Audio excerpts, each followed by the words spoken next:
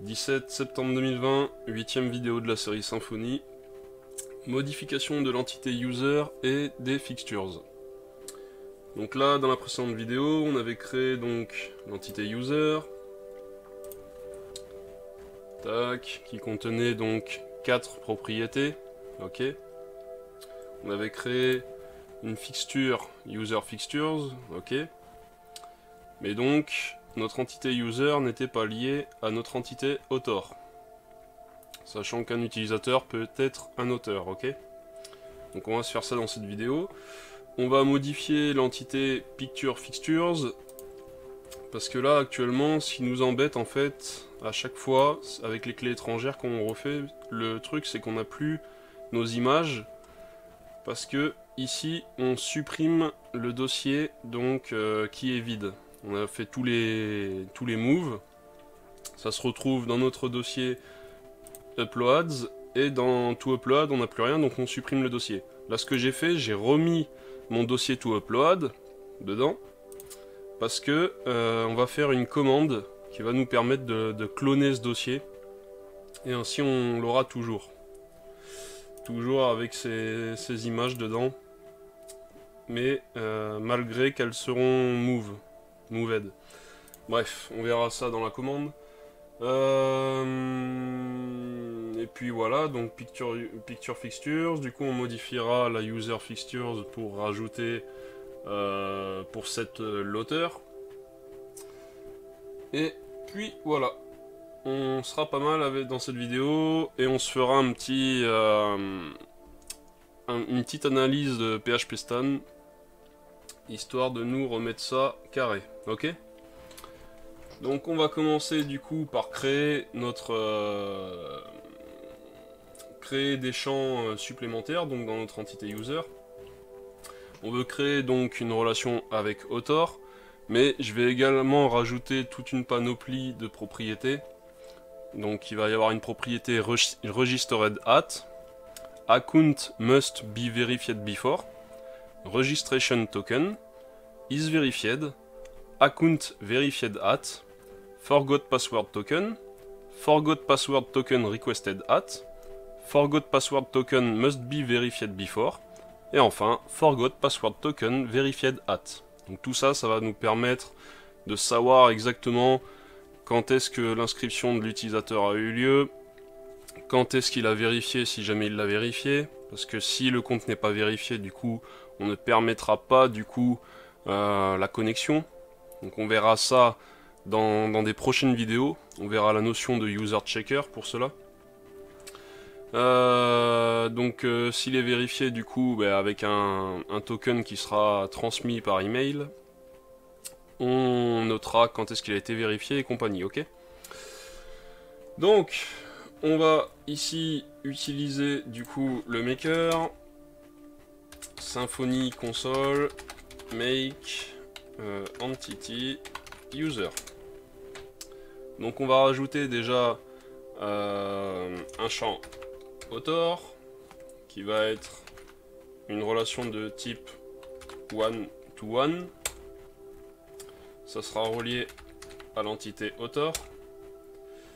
Oui, en effet, ça peut être nul, hein, parce qu'un utilisateur peut ne pas être un auteur ici. Donc yes. Est-ce que tu veux rajouter... Ben non, on s'en fiche, à partir de l'auteur, on n'a pas besoin de savoir qui est l'utilisateur. Non, on va pas le mettre. No. Donc voilà, on a notre author. Donc ce que je vais faire directement ici, je vais typer author. Et donc on continue. Je vais avoir hop, une propriété registered at. Ici je vais alors on va regarder les relations. Donc ouais, c'est avec un underscore, donc datetime immutable. Hop, je ne veux pas pouvoir modifier la date à laquelle il s'est inscrit. Donc c'est non nullable, bien évidemment. Ensuite, account must be verified. Account must be verified before. Donc ici, ça va être un datetime immutable également. Et ça ne peut être nullable, donc non. Hop. Ensuite, registration token. Ça va être une string de 255 caractères, et là, ça va être nullable. Parce qu'une fois que l'utilisateur a bien confirmé son compte, ben après, le token, il sera nul en database. On ne le garde pas, donc yes.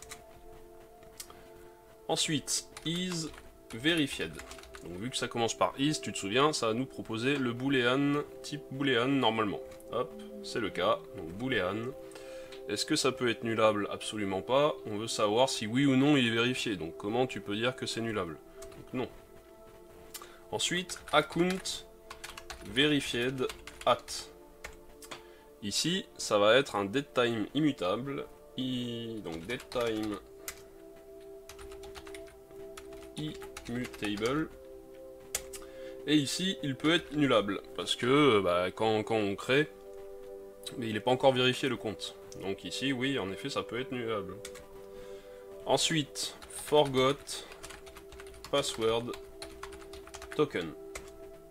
Ça va être un string de 255 caractères, et il peut être nullable. Hop.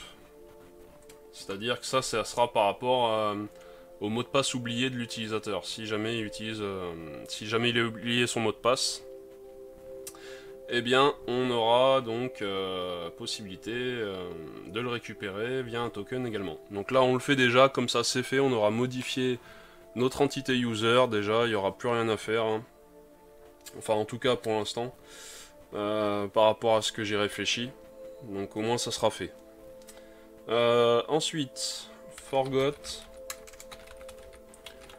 password token requested at. Donc ici pareil, datetime immutable. Est-ce que ça peut être nullable? En effet, ça peut être nullable. Hop.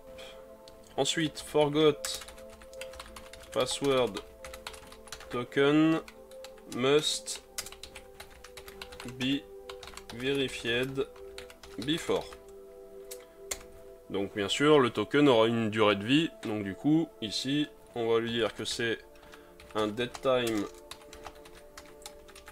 immutable et qu'il peut être, bien sûr, nullable. Hop. Et enfin, il nous reste forgot password token verified at. Ici, toujours datetime immutable. Et ça peut être nullable. Hop, on en a fini, on fait entrer, et on va venir voir notre entité. Donc, ouais, donc il m'a remodifié ça, je sais pas pourquoi. Donc, author. Ici, c'est donc, on va venir copier-coller en bas, ici, hop, tac. Donc, c'est un datetime immutable, ici également. Ici, c'est un string, mais qui est nullable, donc le petit point d'interrogation. Ici, c'est un boolean. Ici, c'est un datetime immutable, mais attention, qui est nullable. Ici, c'est un string qui est nullable. Ici, un datetime immutable nullable. Donc ce que je vais faire, je vais le copier vu que j'en ai plusieurs après. Hop. Également ici. Hop. Et également ici. Maintenant, ce qu'on va vouloir faire, c'est que quand on crée une instance, une nouvelle instance de user, on veut que certaines propriétés aient une valeur par défaut. Donc, comment je te fais ça? Est-ce que je le mets directement ici par valeur par défaut là ou dans un constructeur? Je vais le faire dans un constructeur. Donc ici, public function construct. Et donc ici, je vais avoir déjà this is verified. Je vais du coup l'initialiser avec une valeur false. Par défaut, mon utilisateur n'est pas vérifié, ok? Ensuite, this registered at, mince, excuse-moi, hop, donc, je crée un nouvel objet datetime immutable, et donc, no. Ensuite, this roles. Comme tu as pu le voir dans la précédente vidéo, en fait, ici on a un getter qui nous dit que dans tous les cas, role, le tableau des rôles là contient role user. Donc nous, ce qu'on va faire ici, du coup, on va lui spécifier role user, parce que en base de données, par contre, quand on regarde en base de données, le tableau role est vide.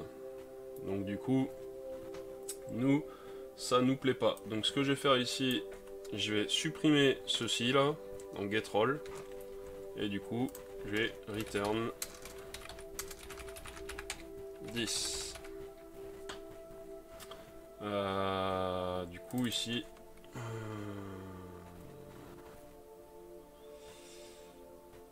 qu'est-ce que je dis return 10 moi? C'est quand tu fais un setter ça.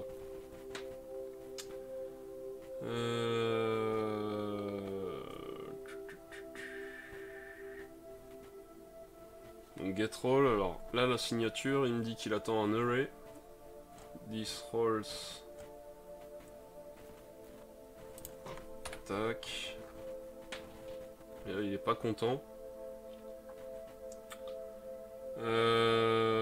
Bon au pire attends, tu sais quoi? Hop. On va le laisser. Mince. On va le laisser comme c'était. Je pense pas que ça pose problème.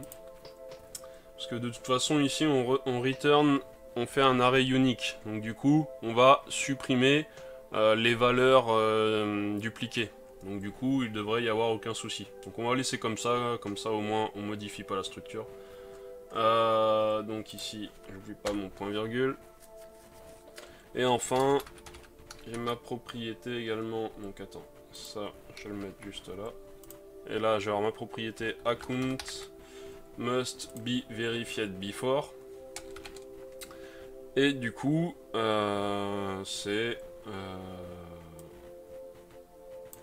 un new datetime immutable now.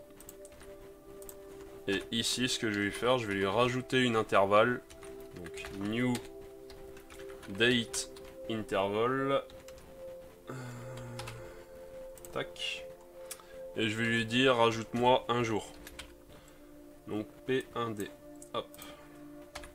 Donc là du coup j'aurai la date, le datetime courant là, auquel on rajoute un jour. Donc ça rajoutera pile 24 heures ici.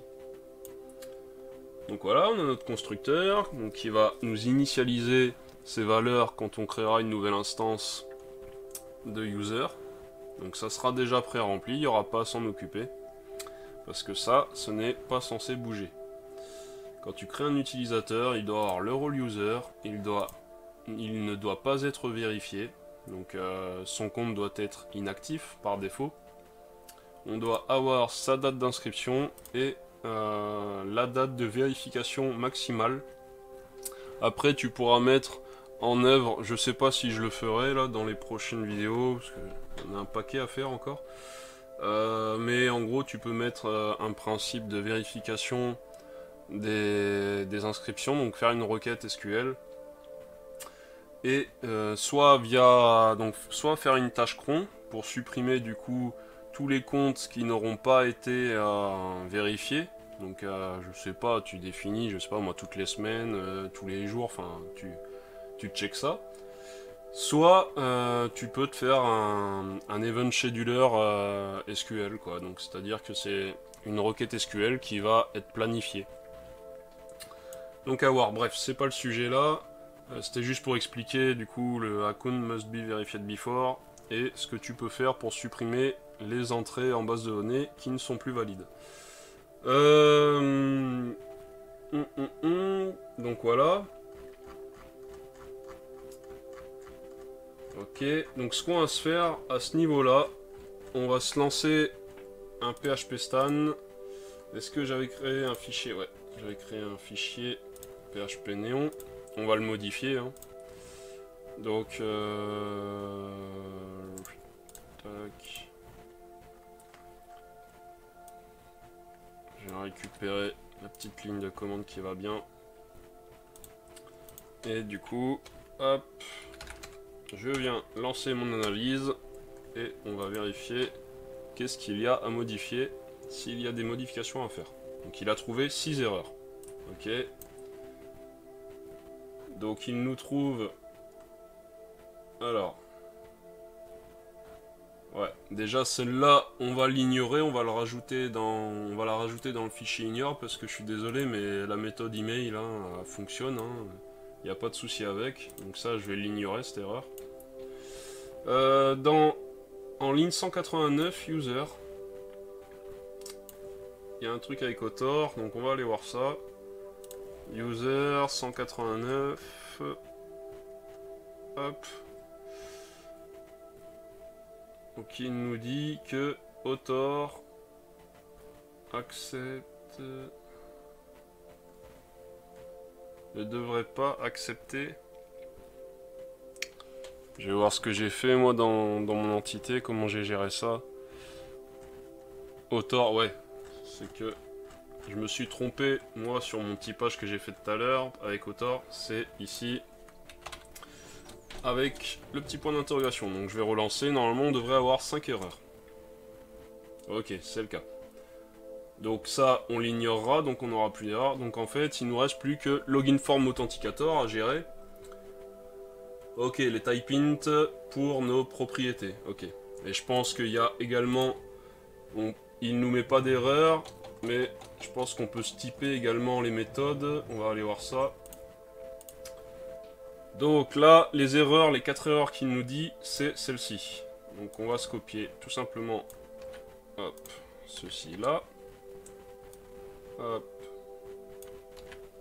ceci ici. Ceci ici. D'ailleurs, hop, je vais le remonter du coup. Et ceci ici.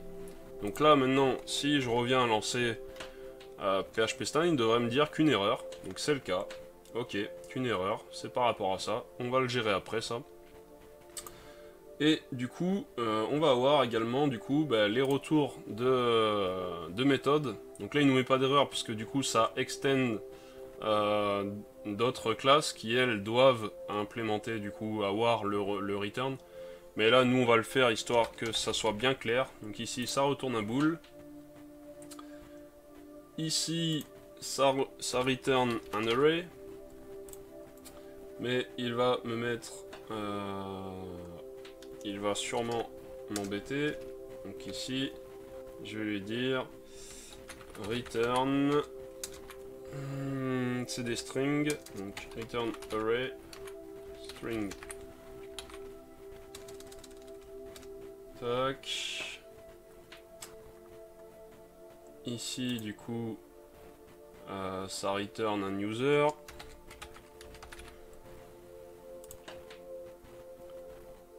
Ici, ça return un boolean.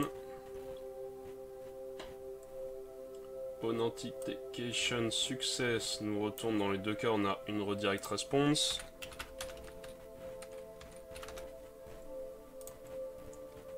Et ici, get login URL, donc c'est une string. Donc je vais relancer un coup de PHP Stan pour voir s'il ne me crée pas d'erreur avec ça. Ok, c'est bon, mais au moins on a typé nos retours de méthode, on voit clairement ce que chaque méthode nous renvoie. Et là, donc on va s'occuper donc de cette erreur. Hop, sachant que moi ce que j'ai fait, c'est que finalement je suis passé sur le mode comme ça sera plus lisible, au moins on saura dans quel fichier il y a un problème, ok? Donc du coup, je vais me faire un copier-coller. Hop. Hop. Donc j'ai déjà de l'avance par rapport à... Alors attends.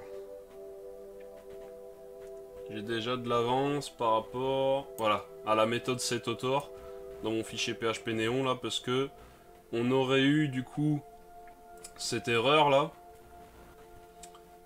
Voilà, object given, encore le problème avec object given, parce que vu qu'on va faire appel à une référence, et ici tu vois que mon délimiteur, j'ai mis une tilde, parce que c'est où, hop, ici on a une pipe, donc je pouvais pas mettre la pipe, sinon ça serait allé jusque là, ma regex, et du coup, bah, ici ça aurait pas été pris en compte. Donc c'est pour ça que j'ai mis comme délimiteur la tilde. Et donc du coup, bah voilà, on a message et paf. Donc on sait dans quel fichier on a l'erreur en question que l'on doit ignorer. Donc c'est quand même plus lisible finalement. Donc je préfère faire ainsi. Donc voilà, PHP Néon a été modifié, nickel. Donc là, si je relance, hop, je ferme ça. Si je relance du coup, tac. Si je relance l'analyse, alors, ouais, là c'est normal. Mince, excuse-moi, parce que vu que du coup je lui dis d'ignorer cette erreur, mais ça n'existe pas encore. Donc là, je vais juste le supprimer, relancer, et boum, ok, no errors. Donc parfait. Donc là, je vais remettre l'erreur, parce que du coup, enfin, je vais remettre l'erreur qu'on doit ignorer dans le fichier phpstan.neon, histoire de ne pas y revenir. Mais en gros, voilà, après, c'est à toi de taper les différentes erreurs que tu retrouves. Et si tu estimes que du coup, elles ne sont pas modifiables, enfin, elles ne sont pas récupérables dans le sens que ici, je peux rien faire. Hein. Enfin, en tout cas, je pense que je peux rien faire. Donc du coup, je les mets là-dedans, histoire de plus m'en préoccuper. Donc voilà, je reviens plus sur le phpstan.neon. J'ai créé, donc, j'ai modifié mon entité avec le maker. Et maintenant, ce qu'il va me falloir faire, du coup, c'est lancer une migration. Donc, Symfony, console, make, migration.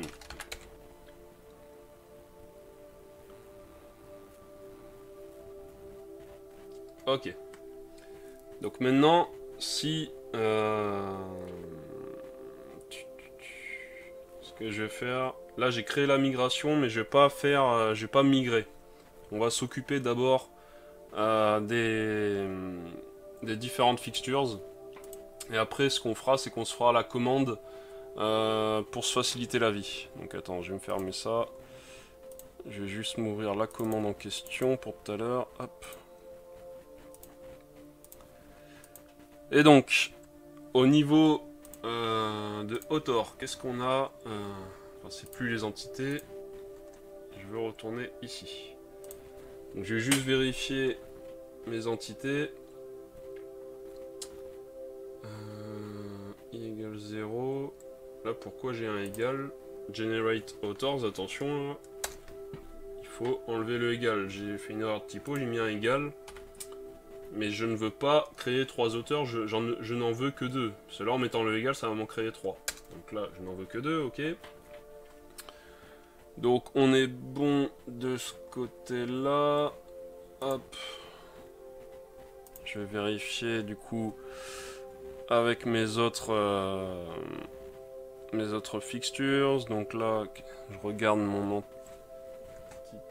enfin, ma fixtures author. Non, pas author, article. Hop.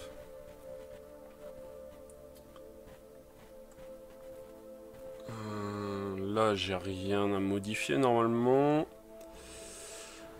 Tac, tac, tac. J'aurais dû me faire une note de ce qu'il y avait à modifier. Mais normalement, non. On verra bien de toute façon.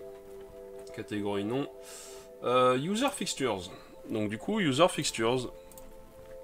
Il va falloir nous rajouter, du coup, hop,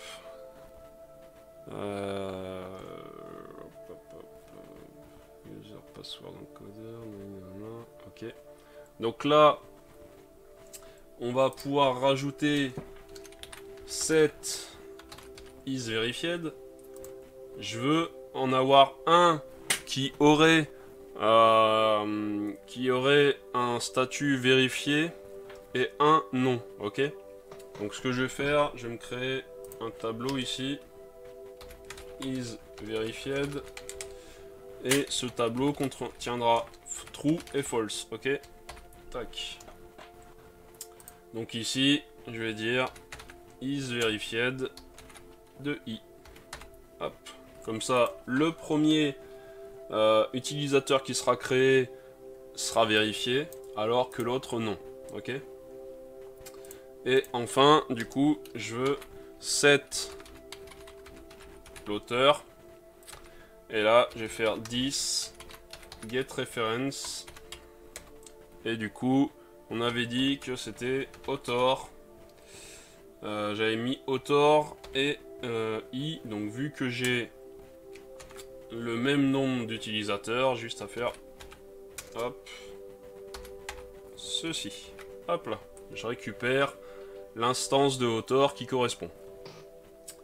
Donc là, on est bon avec du coup la génération de nos utilisateurs.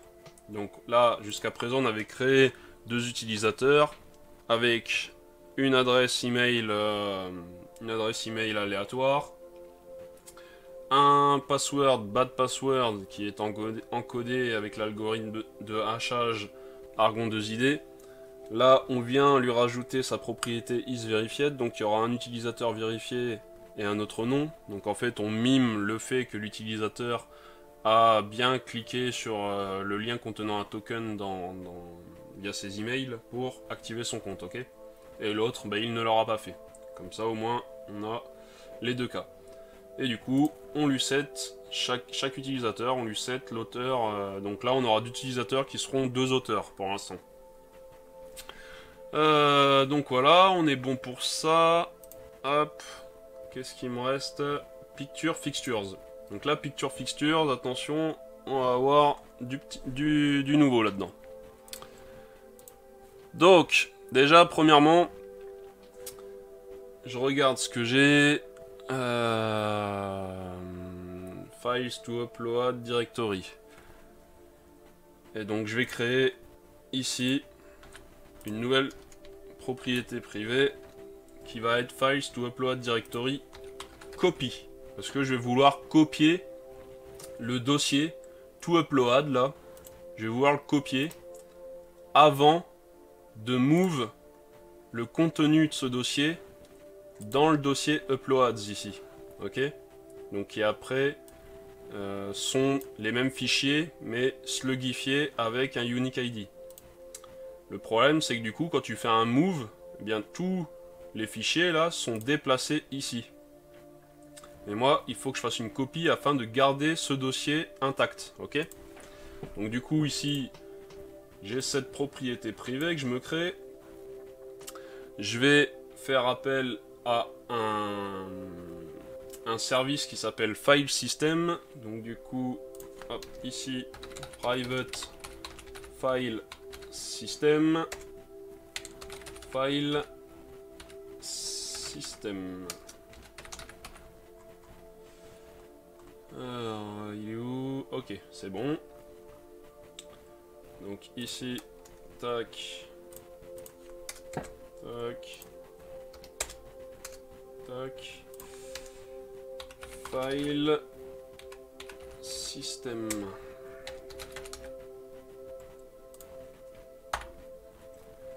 Et du coup ici 10 file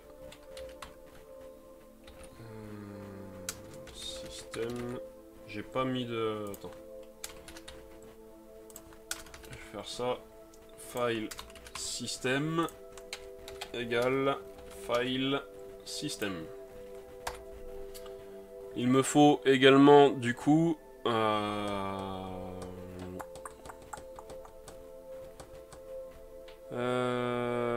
il me faut également ici, je vais faire cela. Et donc ça va être non pas to upload mes to upload copy. Et ici, ça va être files to upload copy. Ok? Donc là, en fait, je vais avoir un chemin vers un dossier que l'on va créer, donc qui s'appellera to upload copy, qui sera au même niveau que to upload et que uploads. Ok? Donc, je descends dans mon code, moi. Tac. Et ici, avant de générer mes images pour mes articles, qui, pour rappel, du coup, vont move le contenu de toUpload dans un dossier uploads, il va falloir d'abord que je fasse une copie de mon dossier. Donc ici, je vais faire appel à une méthode privée, donc que je vais appeler copy to upload directory. Je vais venir la créer là, private function copy to upload directory. Ça ne retournera rien. Et donc, ici, je vais faire appel à mon composant file system. Et je vais faire appel du coup à sa méthode mkdir pour créer un dossier. Donc ici, le dossier, ça sera 10 files to upload directory copy. Donc du coup, ça sera le fameux dossier to upload copy qui sera généré dans ce dossier-là public. Ok? Hop. Et ensuite, ce que je vais faire, c'est que je vais faire une copie de tous les fichiers qui sont présents dans le dossier to upload. Et cette copie donc des fichiers qui sont présents dedans ici, je vais les mettre dans le dossier to upload copy. Donc du coup, 10 file system, et il faut utiliser la méthode mirror pour faire une copie.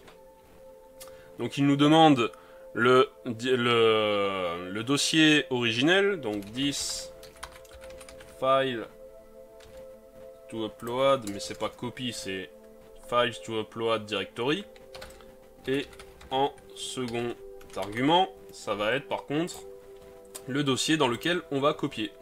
Donc voilà.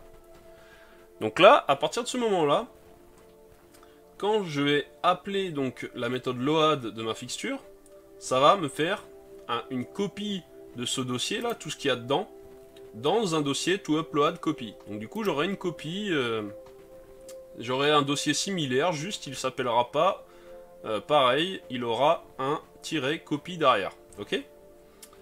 Donc là, nickel chrome. On va pouvoir du coup générer nos images. Tout ce qu'il y a dans toUpload va basculer dans uploads, ok? Mais on souhaite ensuite supprimer ce dossier toUpload qui sera vide. Donc ça sera le cas ici là. Mais l'idée c'est ensuite que toUpload copy, on le renomme en toUpload, ok? Donc du coup, on va se faire ça. On va se faire une petite fonction ici, une petite méthode 10 rename to upload directory. Rename to upload directory copy. Bref, après faut voir, faut essayer de trouver des noms de méthodes qui te parlent bien. Donc ça, vu que cette méthode elle va s'exécuter après celle-là, donc je vais la mettre ici. Private function. Je vais venir copier tout ceci. Hop, et ça retournera rien. Et donc, du coup, je vais venir ici et faire un 10 file system rename, la méthode rename cette fois-ci. Et qu'est-ce que je veux renommer? C'est mon dossier files to upload directory copy. Je veux le renommer en avec le nom de dossier 10 files to upload directory. Donc c'est-à-dire avec, je veux le renommer en to upload. Je veux passer de to upload copy à to upload ensuite, pour pouvoir à chaque fois refaire le même principe, pouvoir relancer à chaque fois la fixture sans avoir aucun souci. Donc voilà. Et maintenant, il va me rester à faire une chose. Donc, je l'avais oublié ici.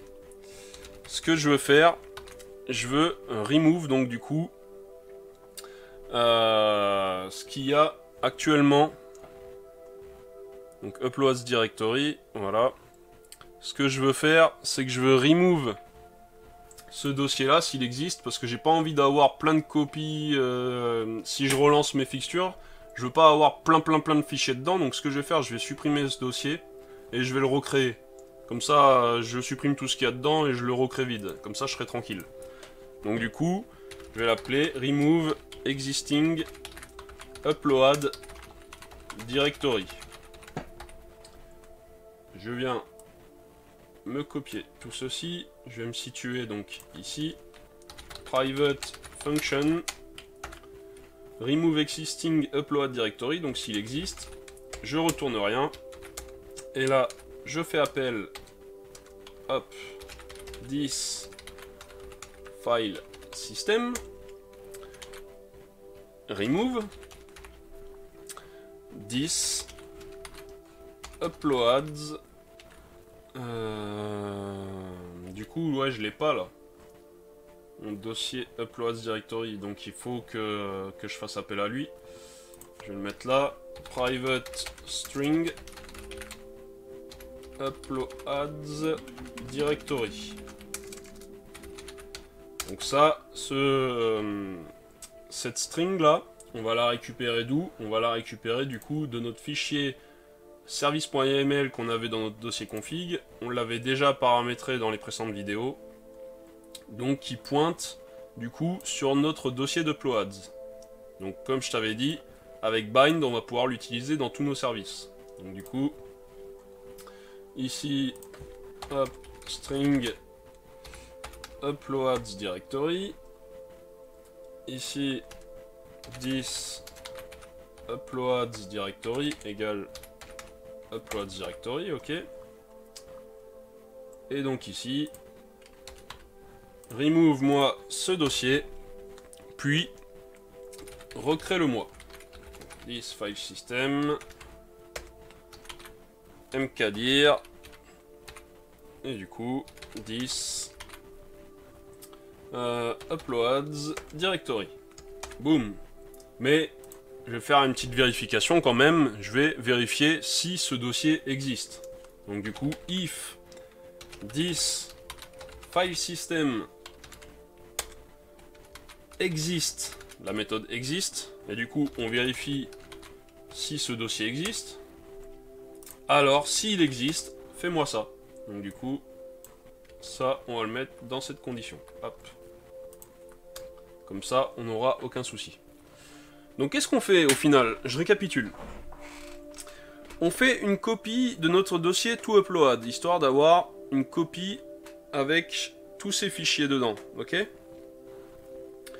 On supprime, si jamais il existe, le dossier uploads. Parce que s'il contient quelque chose, on veut le supprimer, on veut pas se prendre la tête avec. Du coup, on le recrée.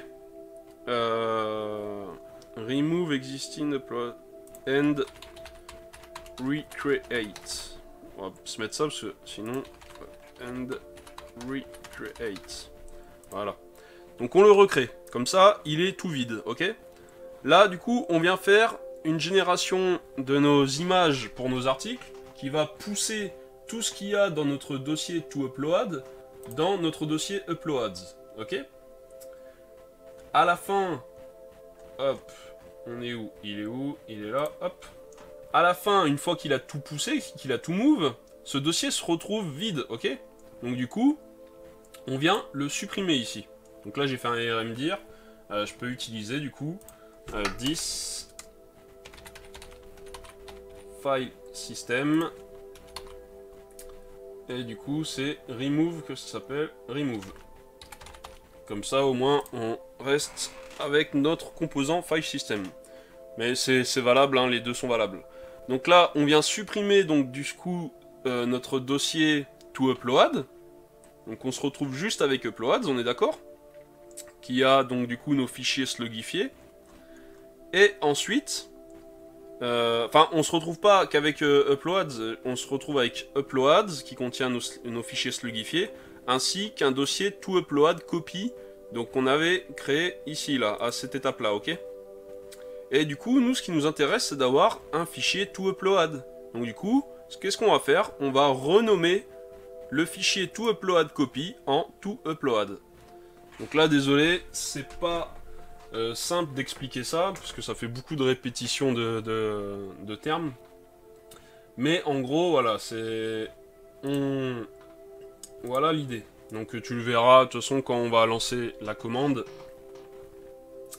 que tout se passera nickel chrome. On pourra relancer à chaque fois les fixtures sans arrêt, sans se préoccuper d'avoir à copier, recopier à chaque fois les images, comme j'ai pu faire dans les précédentes vidéos. C'était assez agaçant, donc voilà pourquoi l'idée c'était d'automatiser tout ça, histoire de pas m'embêter. Donc là, on est bon avec cette fixture. Hop. Nickel. Enfin, on verra lors du test, hein, le laisser. Je vais me fermer le fichier. Et du coup, il nous reste donc plus qu'une chose à faire.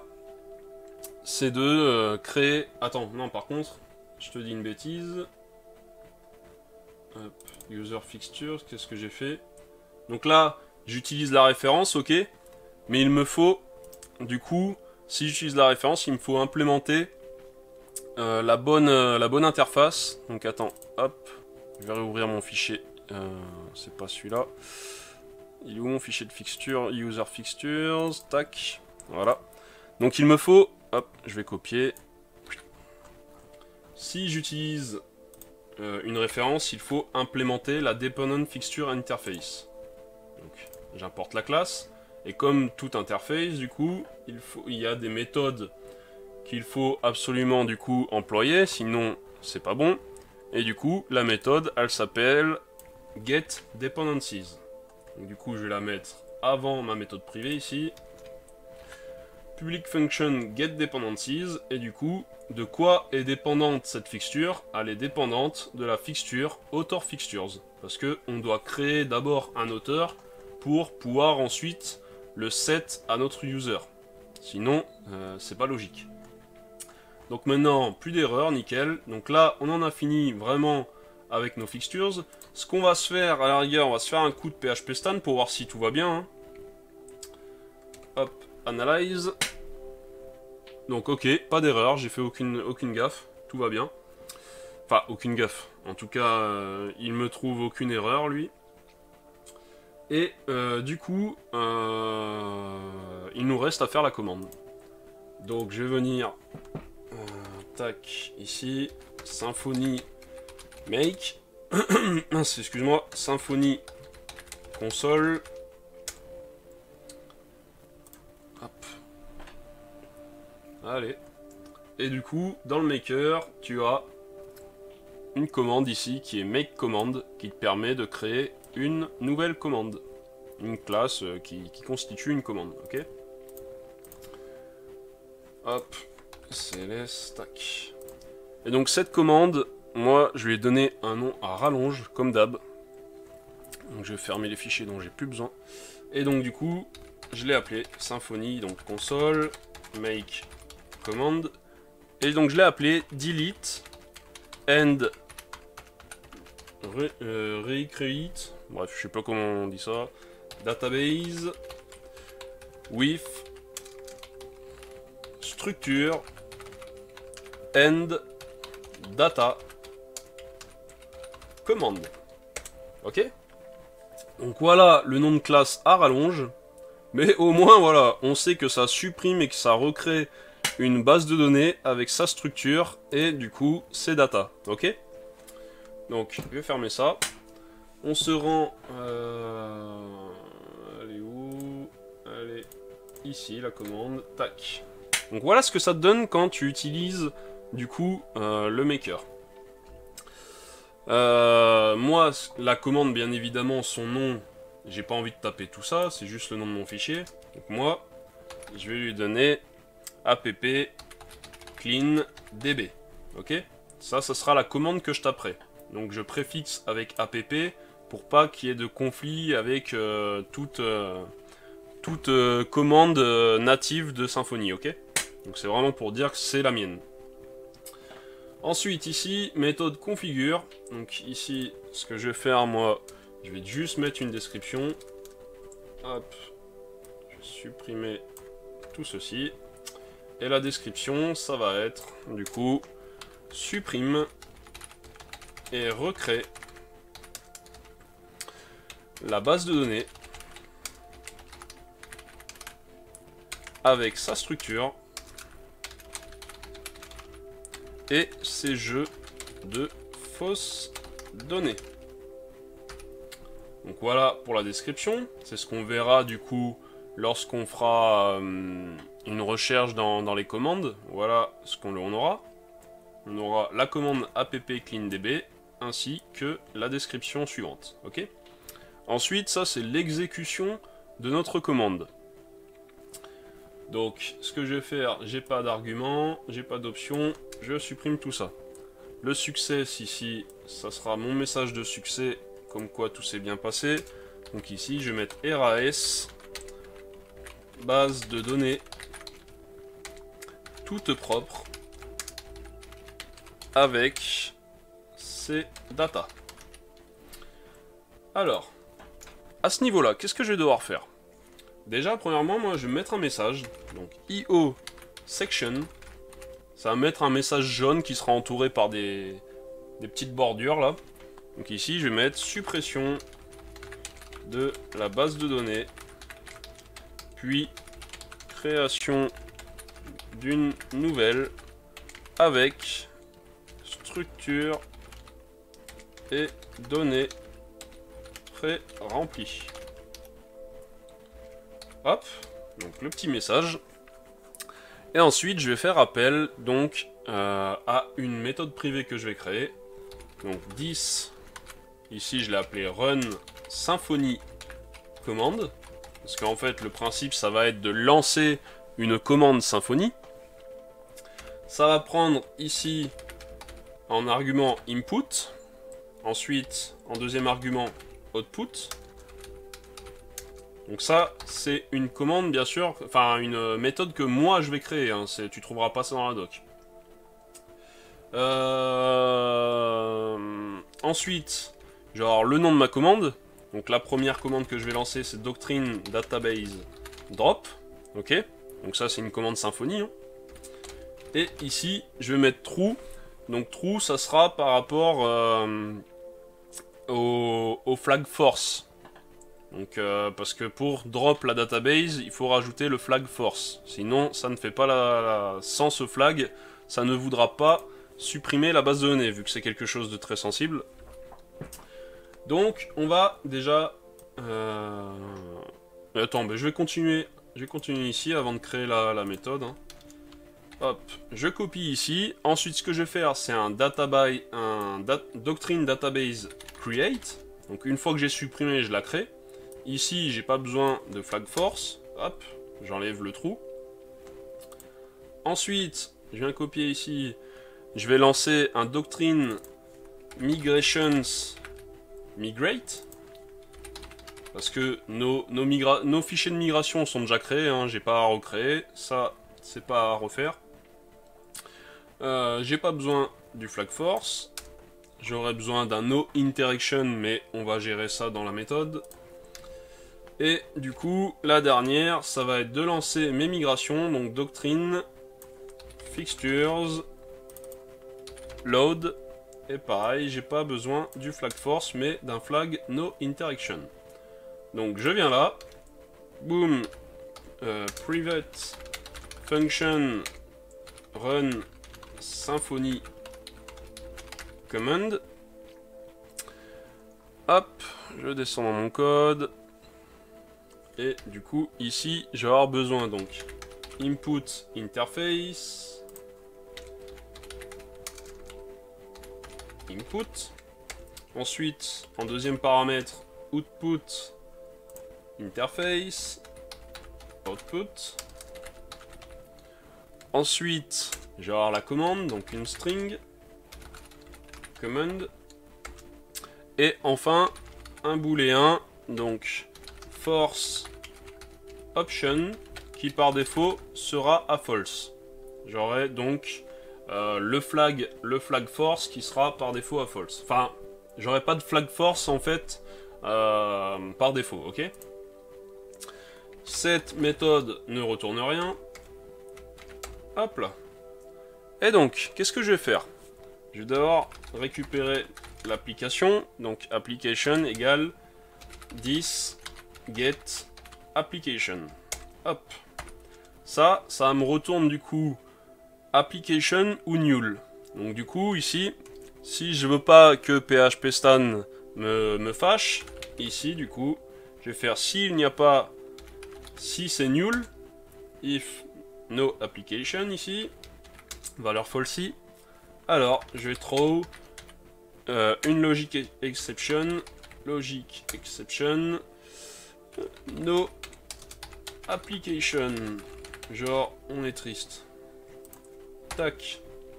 Sachant que ça ne sera pas le cas, hein, mais en tout cas phpStan il m'embête avec ça, donc je lui rajoute ça, comme ça il m'embête plus.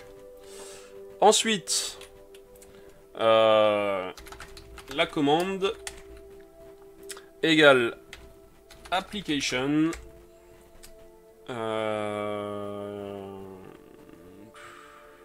là je suis en train d'écraser du coup commande d'ici.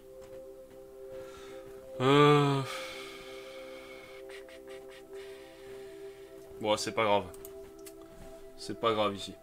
Donc application find, et du coup je vais find la commande. Hop là. Je vais voir si l'application contient cette commande, ok?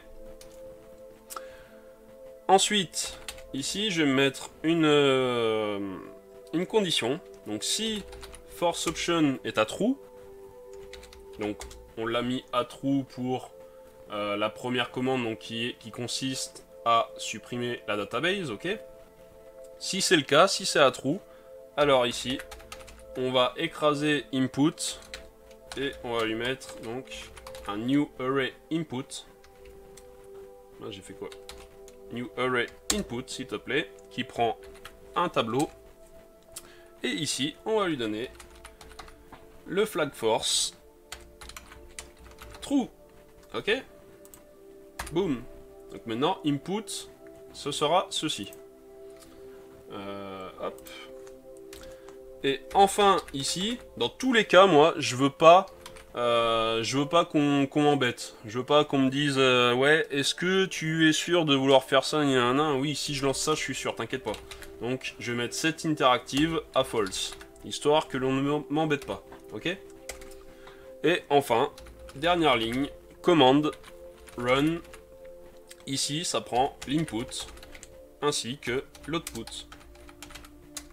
Ce qu'il y a en entrée, ce qu'il y a en sortie. Hop là. Run. Donc voilà, on est bon avec notre commande. Donc, la commande, elle va nous faire quoi? Donc là, c'est histoire, je crée cette commande, hein, c'est facultatif, mais c'est vraiment pour un confort de dev. Tu sais, quand à chaque fois je rajoute des données et tout dans ma database et que j'ai déjà lancé des fixtures, avec les clés étrangères, ils m'embêtent. Donc là, j'ai pas envie de m'embêter avec les clés étrangères. À chaque fois que j'aurai quelque chose à faire du genre, ben, je lancerai cette commande qui me supprimera la database, qui me la recréera, qui me rebalancera la structure de données, qui me balancera les données via les fixtures, et nickel chrome. Donc du coup, hop, je suis bon avec ma commande là. Input option. Pourquoi il me le grise? Ah oui, mais c'est ce qu'il y avait par défaut ça. Donc moi, c'est ce que j'ai enlevé dans la méthode configure. Hop, hop. Voilà. Donc là, nickel. Maintenant, j'ai une commande que j'appellerai via app cleandb et qui me réalisera tout ça. Nickel. En une seule commande. Hop. Donc maintenant, ben justement, je vais la mettre en œuvre. Attends, avant de faire ça, on va se lancer un coup de phpStan. Hein. Hop. Alors, il me trouve une erreur. Ok, configure, il n'a pas de retour. Donc ici, configure, il retourne void. Donc je relance. Ok, no errors. Donc là, on est bon à ce sujet. Et maintenant, du coup, j'ai modifié mes fixtures.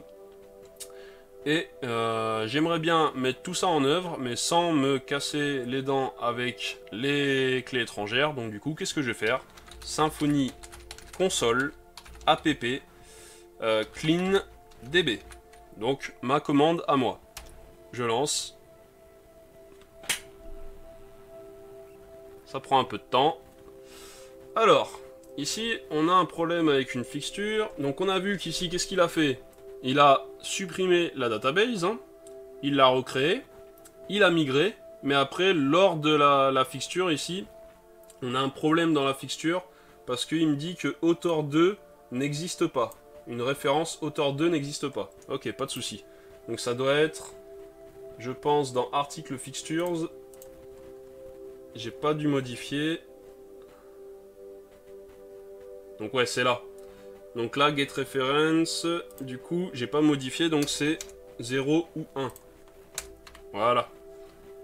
Parce que là, il allait chercher une référence qui était soit auteur 1, soit auteur 2. Donc au pif. Sauf qu'on n'a pas de référence auteur 2, on a une référence auteur 0 ou auteur 1, ok? Donc maintenant, je vais relancer ma commande. Faut que j'arrête d'ouvrir des terminals, moi. Tac. Je relance ma commande. Elle est où? Je vais refaire Symfony console app clean db. Je relance. Et boum, nickel, tout s'est bien passé. Ok, RAS, base de données toute propre avec ses datas. Bien sûr, ma commande, elle me convient à moi, mais attends, elle est où? Tac. Dedans, tu peux faire des choses plus poussées, vérifier, parce que là, je fais pas vraiment de vérification, mais tu peux vérifier si jamais il y a une exception qui est lancée, je sais pas moi, genre la database, elle n'a pas pu être supprimée pour X raison, elle n'a pas pu être créée pour X raison et compagnie. Bien sûr, tu peux traiter les cas, hein, faire les vérifs, mais là, je veux dire, c'est une commande qui m'est propre à moi, là, c'est vraiment juste pour le confort de dev. J'ai pas besoin après de m'amuser à faire tout plein de vérifs dedans. Mais voilà, si après tu veux l'améliorer et tout simplement partir de ce que j'ai fait là pour créer tes propres commandes, c'est le but hein, de la vidéo, enfin là, que je parle de ça. J'aurais très bien pu ici ne pas le montrer, mais le but c'est quand même que ça te serve. Donc après, toi, tu peux faire des vérifications supplémentaires, hein, selon ce que tu fais. Pour vérifier, voilà, bah, s'il n'y a pas un souci à un moment ou à un autre. Parce que là, dans tous les cas, je retourne ce message. Si ça pète pas avant, s'il n'y a pas un truc qui me throw une exception avant, je retourne ce message. Alors qu'il est possible que quelque chose ne se soit pas bien passé, ok? Donc, voilà pour le petit complément d'info. Donc, j'ai créé la base. Donc, on va aller voir notre base de données, hop, donc show tables, donc rien ne change, select all from users,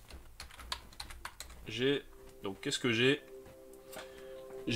un utilisateur millerchannel@yahoo.com qui a le rôle user, donc cette fois-ci on le voit bien en base de données, hein.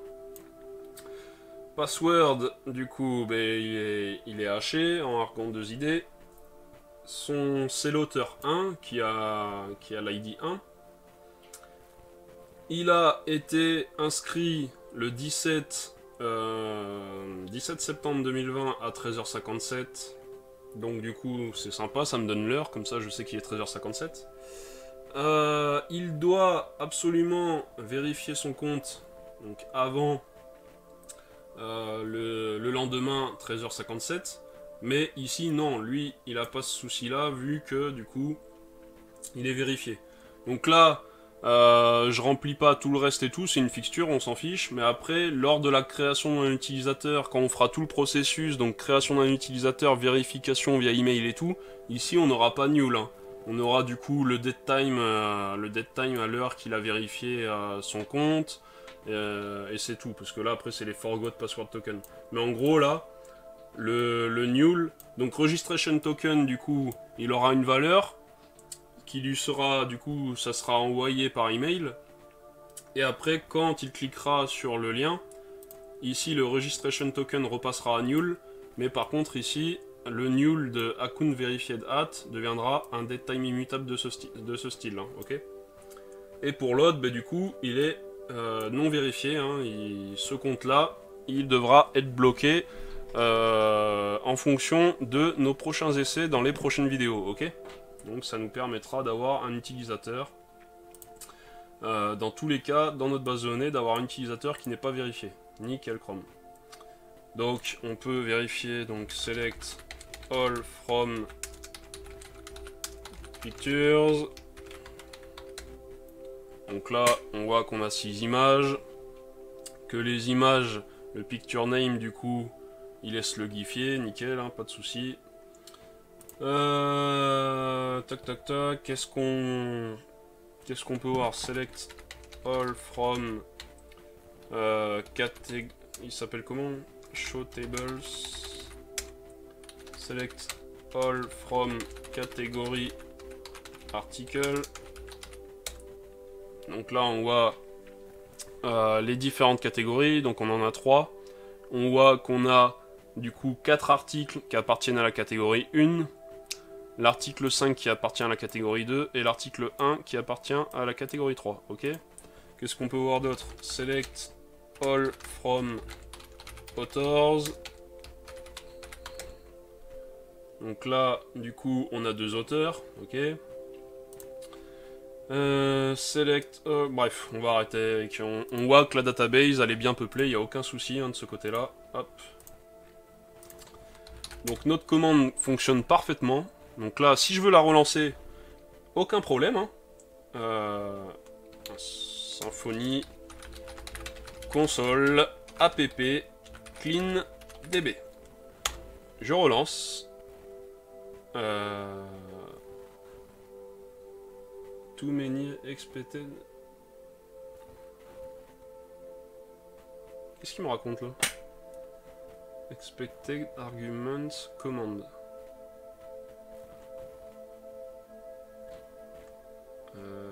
Alors attends.